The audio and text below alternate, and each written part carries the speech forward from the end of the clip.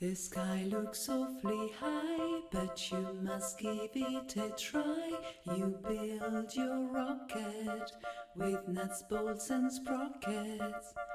There's nothing left to do but fly off with a zoom.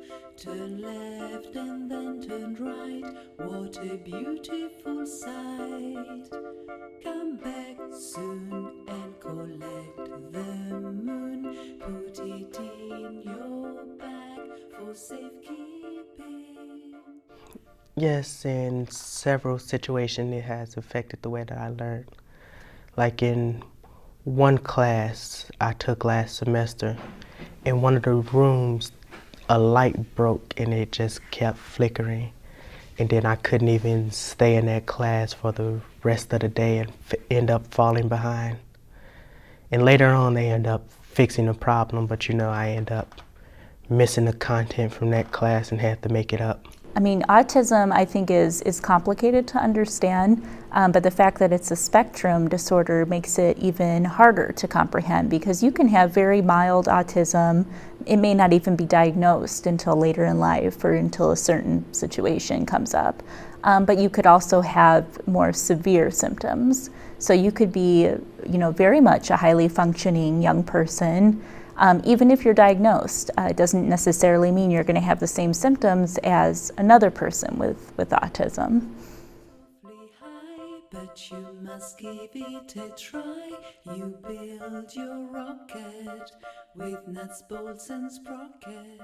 When he went to school, they kind of started talking to my husband and I about the label of autism. So formally, my son wasn't formally diagnosed with autism until about maybe 5. He had to have some tests done. But yeah, we kind of knew early on that he might have autism.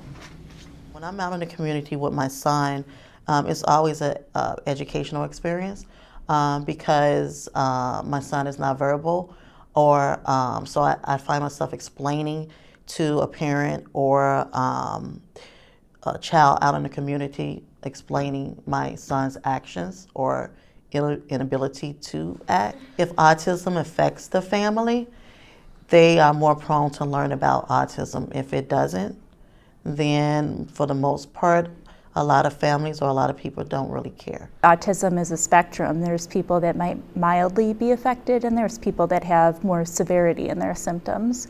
So it's just finding the right level of support for them and kind of meeting them where they are, what they want to do, the kind of lifestyle they want to have, who's in their support system, just making sure that all comes together so they can live as independently and as healthy as they can. The sky looks awfully high, but you must give it a try. You build your rocket. I think schools could, but it would be a difficult project. A difficult process, because you've seen how students are responding to figures of authority telling them to do something. They always respond negatively. A 13-year-old autistic student at Melcher Dallas High School in Iowa has been severely bullied. He's been punched, teased, and his condition has been mocked on online videos by his students. His name is Levi Null. And kids can be mean because when you see certain autistic behaviors, right? If kids don't know what autism is or that the child has autism, kids are going to be mean, right? That's part of growing up. But if these kids interact with them daily and know what autism is and get to know these students on a deep level, right? I think that it'll be impossible to demonize them. The sky looks awfully high, but you must give it a try. You build your... Yes, they should help improve the graduation rate, because the way schools are set up now, they set everyone to the same standard when every student is different. Their brains work in a different way, so you should see how the student is and set standards to that specific student.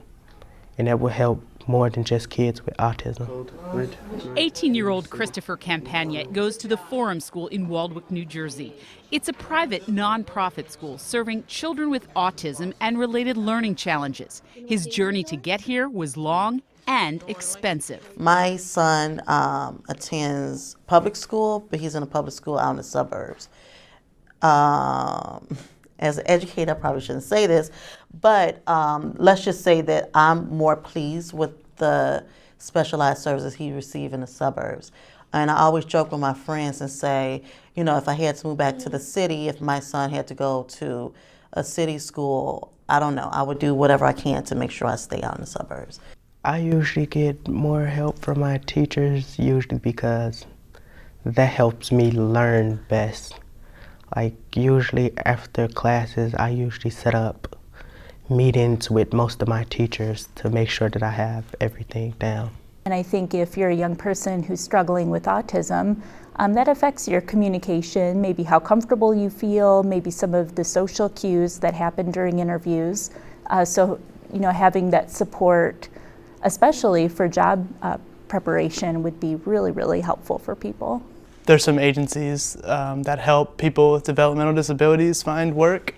They do exist. There's not enough, not even close to enough. There's actually a big crisis right now for finding these people work and finding these people, you know, meaningful work, not just any work, right? But work they really want to do, and places to live, right? So that where they feel like they're being given a choice, and you know being taken care of, and so I think that's something that we're really failing at as a society, as a country. Right now I'm studying math and computer science because, you know, the world we live in now, if you know how to use a computer, it'd be easier for you to find a job. The sky looks awfully high, but you must give it a try. You build your rocket with nuts, bolts and sprockets. There's nothing left to do but... You know, we turn 18 and all of a sudden we're an adult. Well, someone with autism might not developmentally be an adult, but when they turn 18, they are, and they have to leave their pediatrician and they have to go find another doctor who might not be as educated. And I think that's a huge problem. I was misdiagnosed at 13. I think I was diagnosed with ADD when I was in 5th or 6th grade because they noticed me not paying attention in class sometimes. And then I end up getting that treated as a psychiatric problem instead of epilepsy.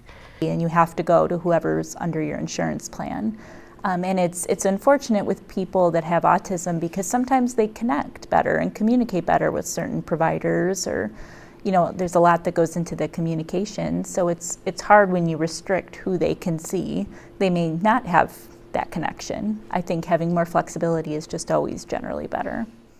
We look at it as like there's something wrong. It's just this is who somebody is, right? And if this is who they are, we need to accept them for who they are. But also, of course, you know, strive to, like we do with everyone, right? Like you do with anyone. We want everyone to be as independent as possible, and we want to work on goals. But I think a lot of it is less to do with people with autism and more to do with people without autism. I think we need to change. He's our son, so we don't treat him any differently.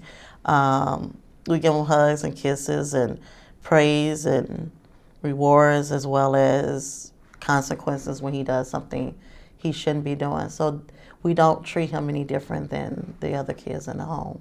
They teach younger kids that just because someone's labeled with autism or another disease doesn't mean that they're helpless. The sky looks awfully high, but you must give it a try. You build your rocket with nuts, bolts and sprockets. There's nothing left to do but fly off with...